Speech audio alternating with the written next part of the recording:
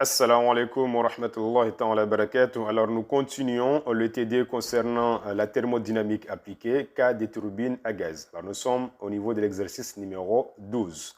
Alors, ici, on nous dit une centrale électrique à turbine à gaz fonctionnant suivant le cycle de Brighton avec une génération de 80% d'efficacité. Alors, cela signifie que l'efficacité de notre récupérateur est égale à 80%. Alors, l'air à l'entrée du compresseur est à 1 bar et à une température de 300 Kelvin.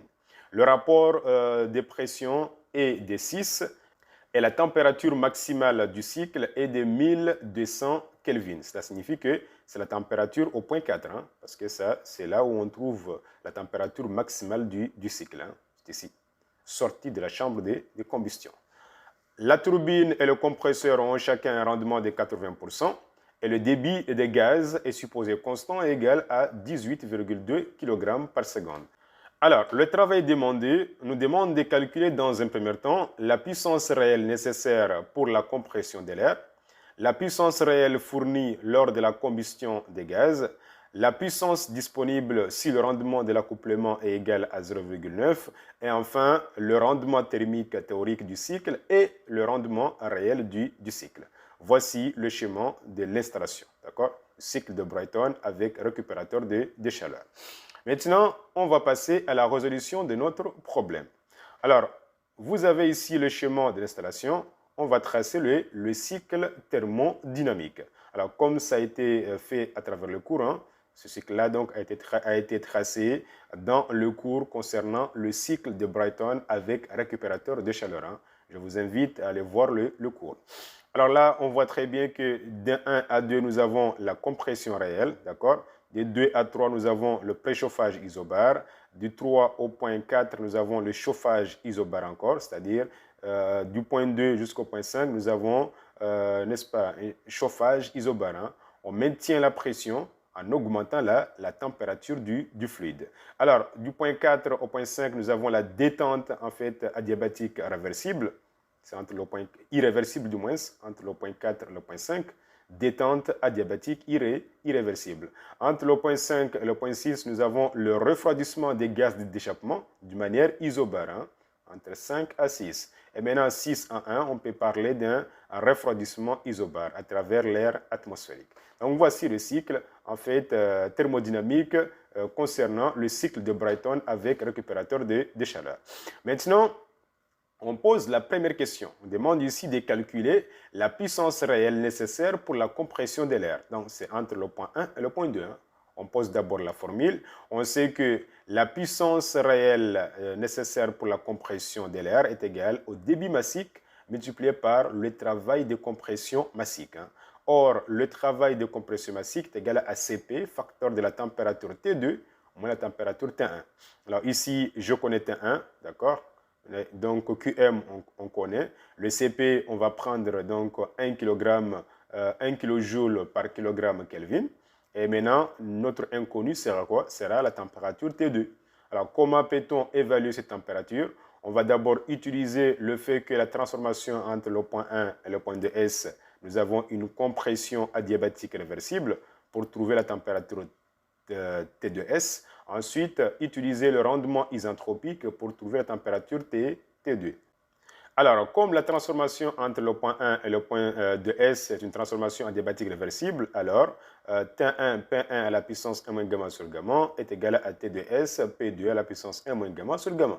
Là, maintenant, vous pouvez tirer l'expression de la température T2S. On a eu à faire pas mal d'applications là-dessus.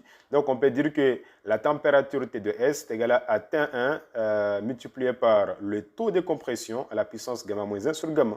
Parce que P1 sur P2 représente l'inverse du taux de compression.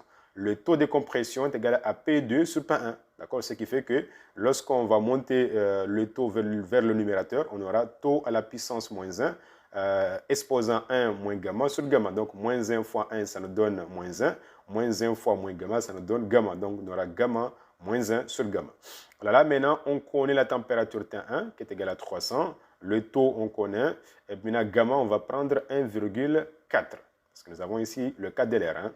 Là, on peut faire l'application numérique. On trouve que la température de l'air sorti au niveau du compresseur de manière théorique est égale à 500,55 Kelvin.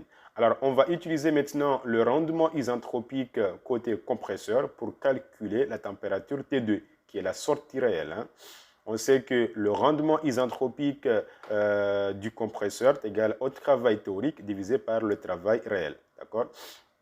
Donc, pour nous, ce sera T2S moins T1 divisé par T2 moins T1. Donc là, je peux tirer maintenant T2.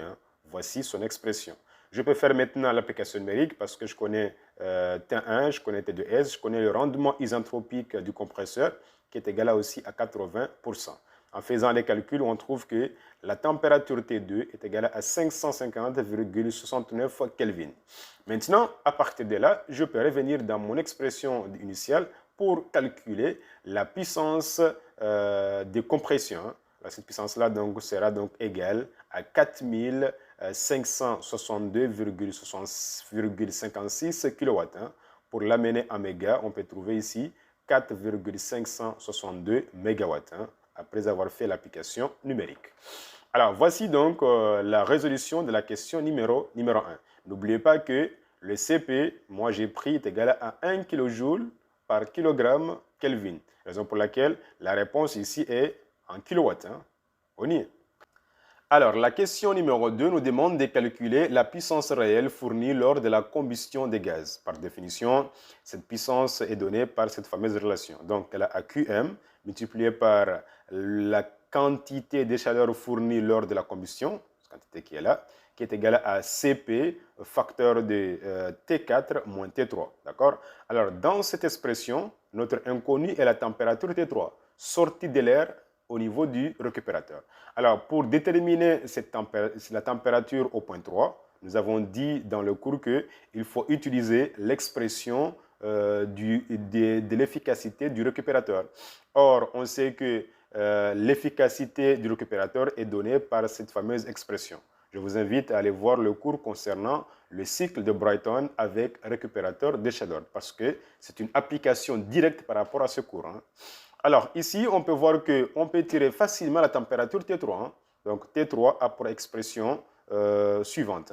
Là, quel est notre inconnu maintenant? Encore une fois, on remarque que notre inconnu est la température T5 parce que T2 est connu, parce que nous l'avons eu à l'évaluer dans la question numéro 2. Il nous reste maintenant à déterminer la température T5 afin d'obtenir la température T3.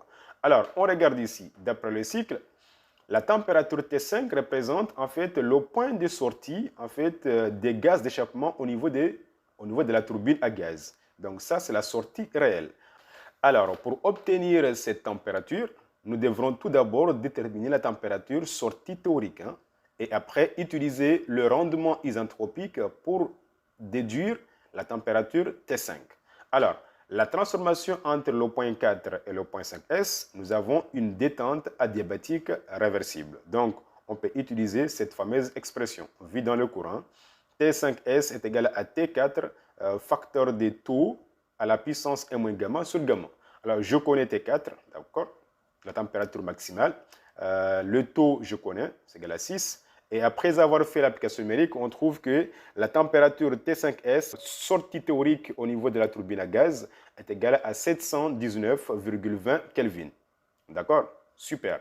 Maintenant, on va utiliser le rendement isentropique de la turbine à gaz pour déduire la température au point 5.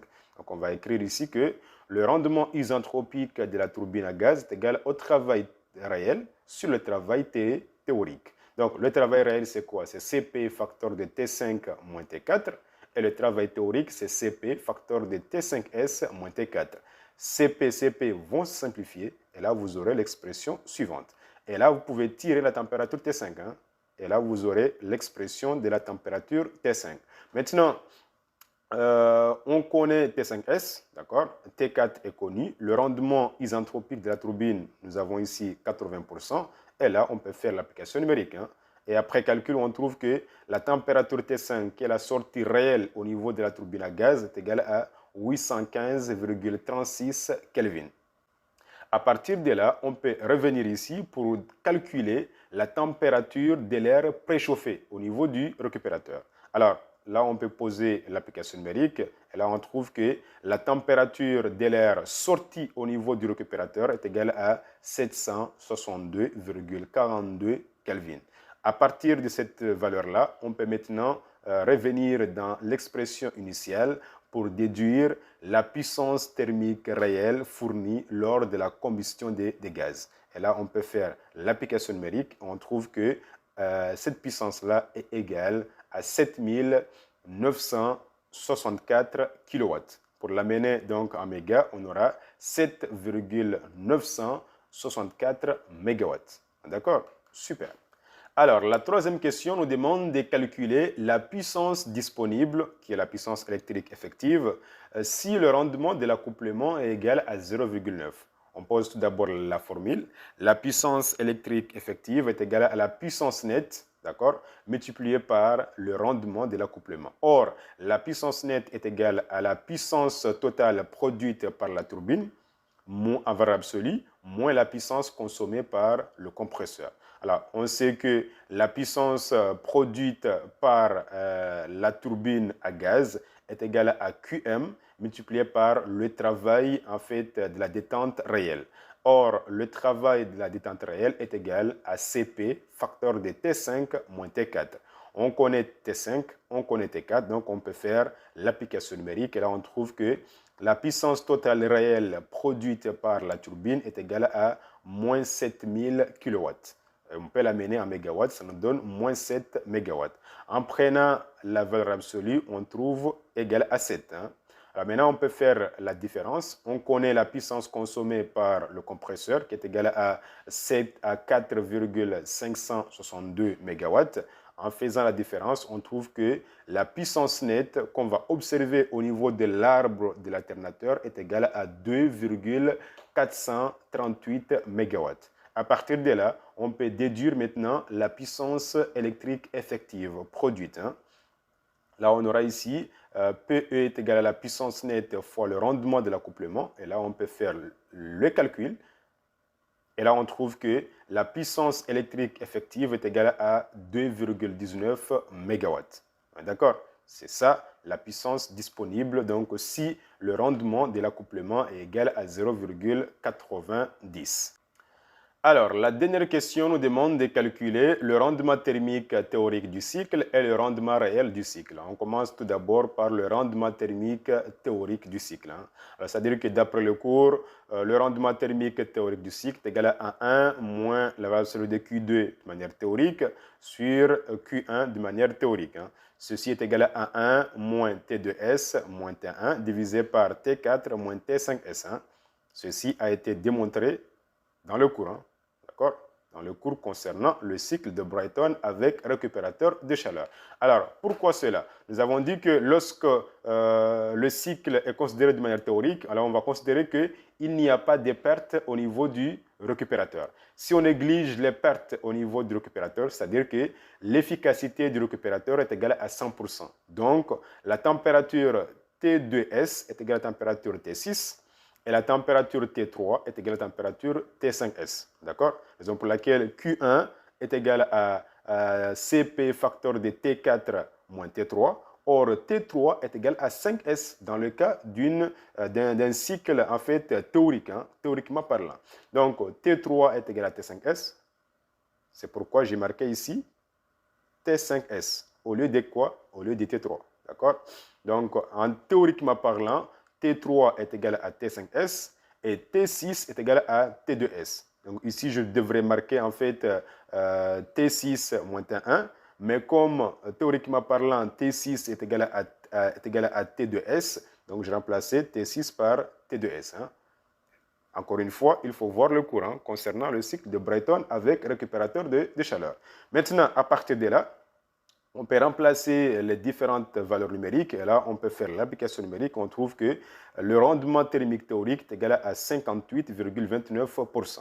Alors, soit cette formule-là, ou on peut aussi utiliser la formule qu'on a aussi établie dans le courant en fonction du taux de compression. Donc, d'après le courant, encore une fois, le rendement thermique théorique du cycle est égal à 1 moins la température T1 sur la température T4 multiplié par le taux de compression à la puissance gamma moins 1 sur gamma.